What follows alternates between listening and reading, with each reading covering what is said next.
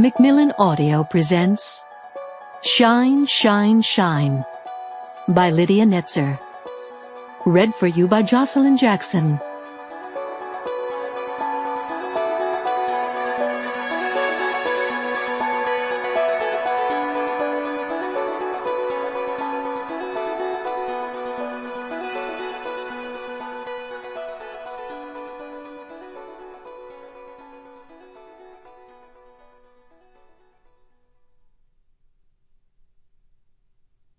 Chapter 1.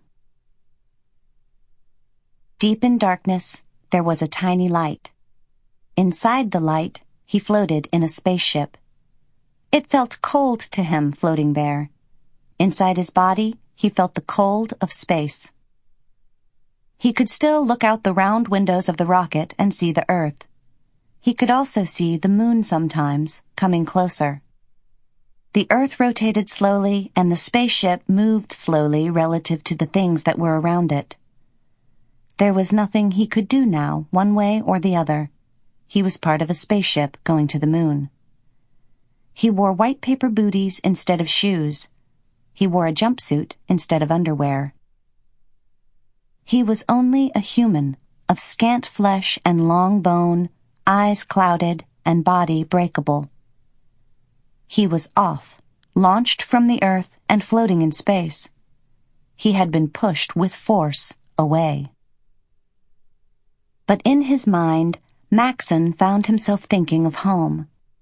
With his long feet drifting out behind him, he put his hands on each side of the round window and held on to it.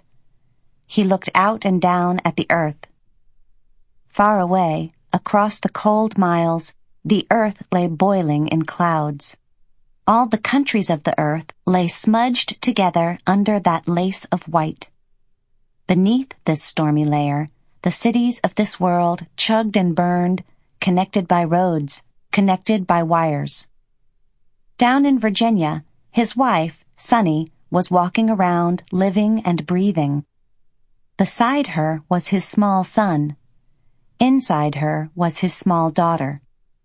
He couldn't see them, but he knew they were there. This is the story of an astronaut who was lost in space and the wife he left behind.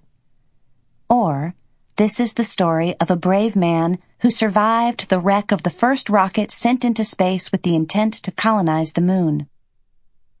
This is the story of the human race, who pushed one crazy little splinter of metal and a few pulsing cells up into the vast dark reaches of the universe, in the hope that the splinter would hit something and stick, and that the little pulsing cells could somehow survive. This is the story of a bulge, a bud, the way the human race tried to subdivide. The bud it formed out into the universe, and what happened to that bud, and what happened to the Earth, too, the Mother Earth, after the bud was burst. In a historic district of Norfolk on the coast of Virginia, in the sumptuous kitchen of a restored Georgian palace, 3 blonde heads bent over a granite island. One of them was Sunny's head. Hers was the blondest.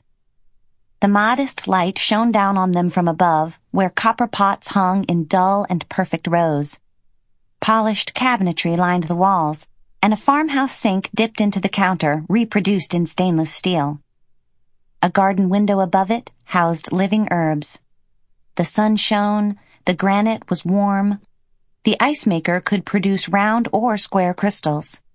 Each of the women, perched on stools at the kitchen island, had long, straight hair, meticulously flattened or gently curled. They clustered around the smallest one, who was crying. She clutched her mug of tea with both hands where it sat on the countertop, and her shoulders shook while she boo-hooed into it. Her friends smoothed her hair, wiped her eyes. Sunny smoothed her own hair and wiped her eyes. "I just don't understand it," said the small one, sniffing.